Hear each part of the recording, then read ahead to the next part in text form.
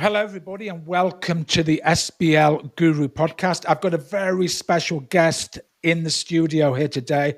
I've known Tom. I first met Tom in 1992 in Borough High Street in London. I flew him to Singapore to teach at the college where I was working so he could give his knowledge and guidance to people in Asia. He spent a lot of time with me traveling around Asia, giving lectures. Now he's got his own business, which is giving students the chance to pass SBR first time. I'd like to introduce Tom Clendon, a legend in the world of SBR.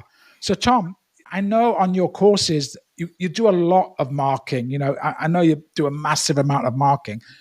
Based on what you see from the marking, could you just help those students who are doing SBR highlight what are the main mistakes that are being made by the SBR students? Well, thank you, Marty. I love it when students make mistakes because that provides them with a learning opportunity to put it right. And they only know really they've made a mistake when it's marked. They get their feedback back. So there's no point in making a mistake if you don't know that you've made a mistake because you then haven't got the learning opportunity. So some of the generic aspects in the early stages of marking are often to do with presentation, often to do with structure, often to do with not answering the question. I mean, there's a story that I tell verbally rather than on the feedback about my great nephew who lives around the corner, who's 3 years old. And little Louis has just learnt he's 3 years old and he's just learnt his name is Louis. And I said to him the other day, "How old are you, Louis?" And his answer was, "My name is Louis." Now, technically, that is a correct answer in the fact that his name is Louis, but I gave him 0 marks. I failed him. So just writing down facts and writing down knowledge is not good enough to pass SBR. They have to answer the question. And they do that by question practice, and they learn that through the course. So in terms of, I know a lot of it is, I mean, it's been a long time since I did any sort of financial accounting exams, but how much in depth do you need to know the standards? You know, do you need to be like a world expert on the standards, or is it something like you must have like a kind of broad knowledge? I mean, what's your take on it? Breadth is better than depth. This is a 100-mark exam. Every mark is compulsory. You've got to be able to gain, a mark when it's a little 4-marker, 5-marker. You are not going to be given 20 marks on one accounting standard. You are not going to fail this exam because of the nth technical detail of financial instruments or impairment or whatever it is. Students need to be breadth, have that general knowledge, understanding of the principles, so they can apply it to the exam scenario. Now, I know you teach SBL, and I know you love SBL, and I know you think SBL is all about the real world and everything. Well, the same philosophy really applies in SBR as well, because the examiner puts you in front of a client and says, this is the problem. Now, the client doesn't want, and the examiner doesn't want the Google answer of the definition of impairment. They want it related to their particular question. They want it related to their particular scenario. And you've got to know something about impairment and provisions and government grants and everything to answer the questions properly. So breadth is better than depth. Now, that's an excellent answer. I think it's common to all the ACCA exams as well, to a certain degree. So, well, at the strategic professional level, absolutely. I think skills you get by with object testing, you get by with a bit of number crunching, so you get by with knowledge.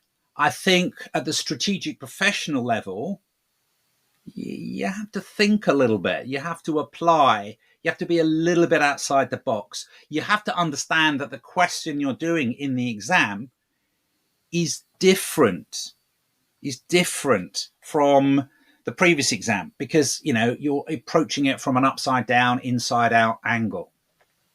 So I've got a question, which is like, I actually get asked this quite a lot, is a lot of ACCA now, and it's a bit of a controversial subject, they're giving away a lot of exemptions. So a lot of people have done a degree in maybe accounting, and they're getting a lot of exemptions. And they may have been exempt F7, the earlier financial accounts paper. So what advice would you give to somebody? Maybe they've like done a degree. It's, they did that financial accounts in year 2, like there's possibly a year ago. And how do you do your course to reflect those people? I want my students to pass the exam. Yeah, I want them to get a mark beginning with a 5. I want them to get the easy marks in the exam. So in my course, I effectively don't assume too much prior knowledge at all. I am prepared to teach the accounting standards that come up in SBR, even if they have come up previously at the lower level paper. So I will take you through goodwill, intangibles, provisions from the beginning, impairment from the beginning, even though they've been tested previously at the lower level. Because if there's a bell and a whistle, if there's a twist on impairment, which there is at SBR, there's no point in me teaching that twist unless people have got the basic grasp of it. Yeah. So in my course, I've had the opportunity to have a blank sheet of paper and to build a course that is not constrained by the bell going at 9 o'clock at night, and is not constrained by a textbook. It's exam focused. And if it comes up in the exam, I am teaching it. And if it means that for some people, when they come to my SBR course, there's some bits that they cut through like butter. If it means there's some bits which they find relatively easy, they should enjoy that. Yeah, that's a positive. That's a positive. And we can pick that low-hanging fruit. We can smash the basics. And if you've got the basics, then sometimes those tricky bits, actually, they're not that tricky because you're just extrapolating a little bit more, on your knowledge. So I teach SBR. I teach students to pass SBR. And that means I teach the basics as well. So I know, Tom, that in the SBR paper, I mean, obviously my superior paper has 20 professional marks, but your inferior paper has only got 4. I mean, I think that's a reflection of the quality of the SBR exam. But can you give it's a reflection of the fact that SBR is a technical paper. Yes. So there's 96 proper marks. There's only 4 bullshit marks there's only 4 professional marks. So what are the professional marks for? Is it like underlining and, what do you get professional marks for? Like, writing "Dear Sir"? And what are they for? No, I mean, it's not for spelling. It's not for spelling. Okay, thank God.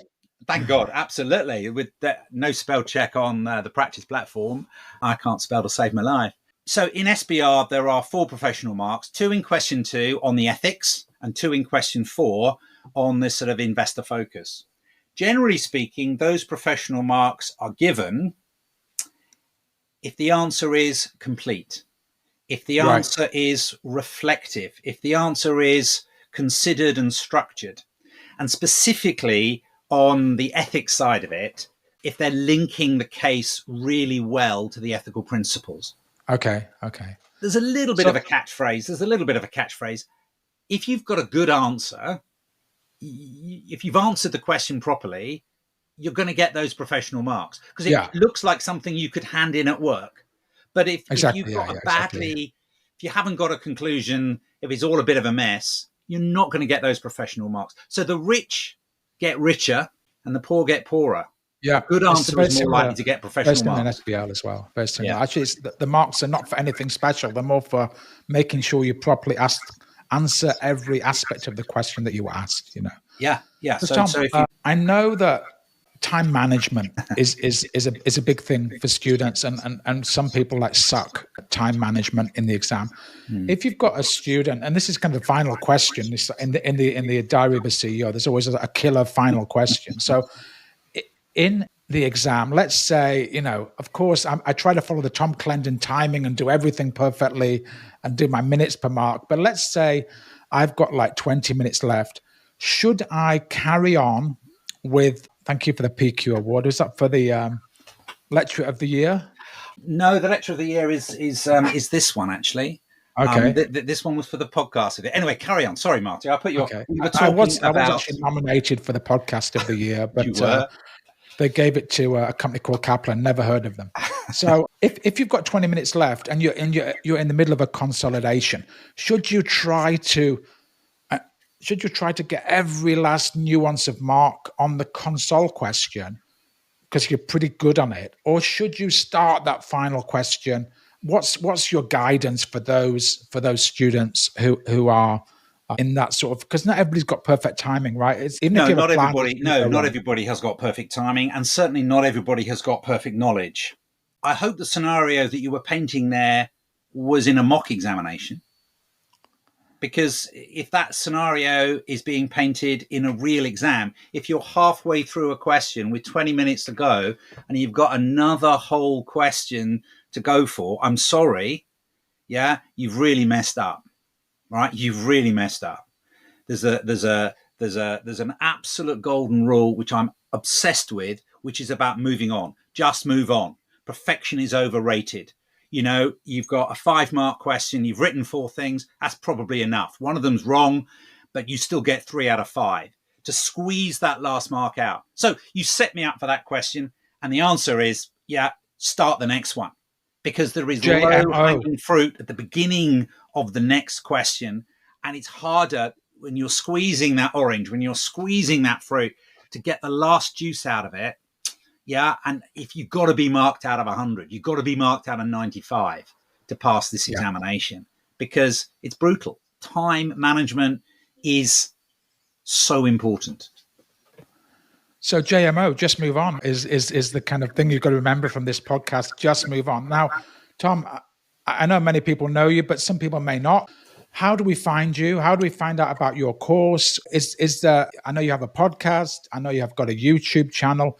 Where do we find those links? And we'll obviously put it in the podcast description, but if anybody's listening and they're on their phone listening, how do we find you? Well, my name is Tom Clendon, Clendon. And if you Google search me, Tom Clendon, Clendon, and put next to it ACCA or next to it SBR, you will find my courses, you will find my YouTube channel, you will find my LinkedIn, you will find my podcast. I am active socially on the internet, and I do a lot of stuff that's out there, for free. And I also help students who enroll on my courses. That's where the marking comes in. That's where the full course comes in. That's where the pass assurance comes in. That's where the WhatsApp comes in.